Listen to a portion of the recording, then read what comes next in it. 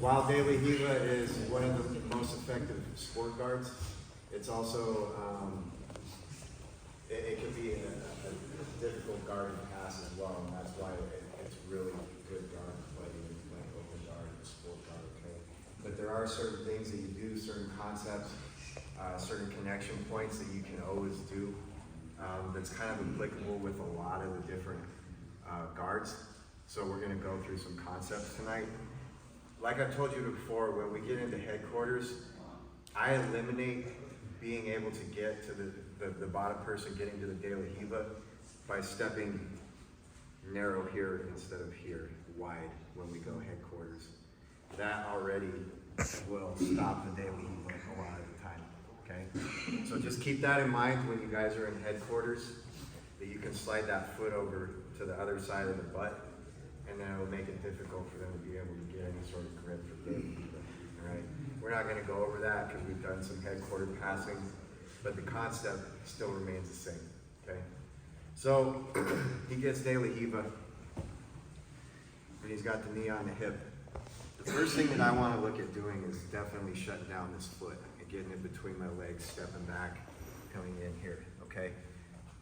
My connection points, I always get anchored to the bottom person so that I'm not upright and then he's able to do whatever and sweep me on my butt right away, okay? Or get underneath my hips, however it may be. This foot he can really push, and if I'm up here, right, then he can kind of sweep, no problem. So I'm gonna get anchored to him and low. Now, one thing here, he's got his hook. If my foot is facing forward, this is gonna be all day for him, the grip with the hook. If I just turn it to a 45, that hook's gonna go away. Okay, so now it's gonna be difficult for him to elevate me. Okay, if that foot is in here and we're kind of moving around, yeah, he can elevate me there. Here, if I just turn the foot, it kills the hook. Okay, and I'm still squatting down. What I want to make sure that I'm not doing is getting my forehead over the belly button, because he can still elevate with his hook. Yep. Right? So I'm going to sit my butt straight down. There. Okay? If he's got a strong grip, or he's got that pant grip, it's going to be a problem for me to clear it. Okay? Sometimes I'll switch my grip, come here, reach down and try and pluck the hand. But because he has that 4-finger flip on the pads, it's gonna be hard.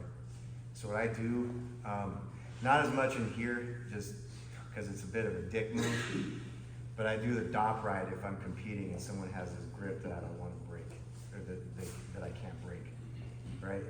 So I get my grip, just like I'm going for the knee cut, but I'm gonna plant right on his sternum.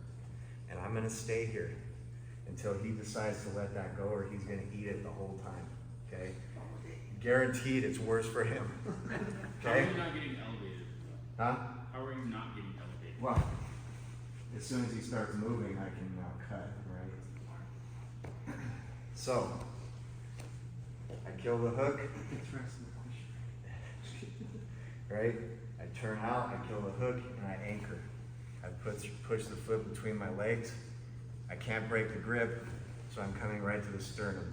When he starts letting it go or starts loosening, trying to move, I go underhook, okay? This hand right here, a lot of times you don't want to put the hand on the mat. When you're passing open guard, Leandro Lowe does it a lot. It's called active post. Right? I'm posting and I'm coming down next to the ear. When I get my ear to ear with him, I'm going to pluck the elbow, knee cut through. Okay? Back on my X pattern, my hip is connected to his hip. I got the chest to chest, and I'm facing over his shoulder here with the underhook and the elbow up. Okay?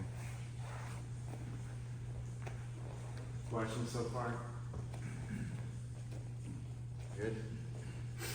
Keep in mind, guys, that you do this if you can't break that grip. All right? If you just cannot get rid of that grip, go knee on belly on them. Okay?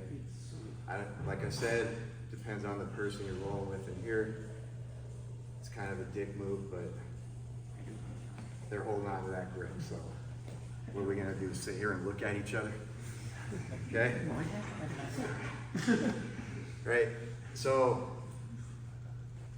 while playing on bottom, he wants to break my posture with his grip, right? I don't necessarily care about that because I'm also trying to anchor to him, okay? The only time I really care about the posture, my posture being broken, is if he's got a really active daily Riva guard, right? If he has the sleeve, not worried, okay? I've turned this out, I broke the grip, he has my sleeve, I can break this stuff, okay? He keeps the grip, I cut over here. And when you go, I'm being nice and I'm kind of setting my knee out to the side. You're going right into the diaphragm, right in the solar plexus where the rib cage rounds out, right below the chest. That's where you want to stick the knee, okay? He eventually lets go, and I shoot that underhook, okay? Now I'm diving down, active post, ear to ear. Plucking the elbow, cutting through. If he happens to get a hold of my foot, I'm gonna take my knee and slide it diagonally down that way towards the professors, okay? Here. Getting back this way, flattening the hips. Questions? Anyone need to see it again?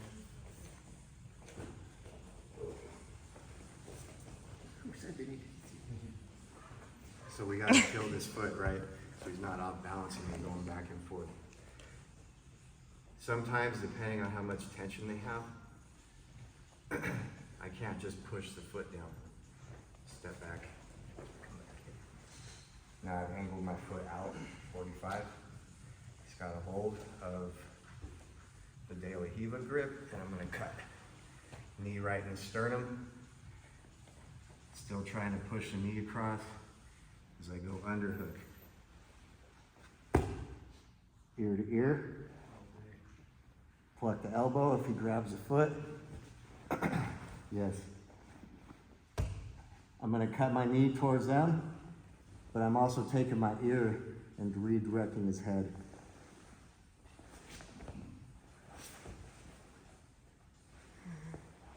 What happens there when you redirect the head is it flattens them out completely. And if their knees are together, like that, as soon as I flatten out, they go like that. And that's enough for your foot to come out.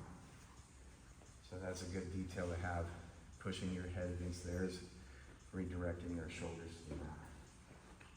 Make sense? All right, guys, on through. 1, 2, 3.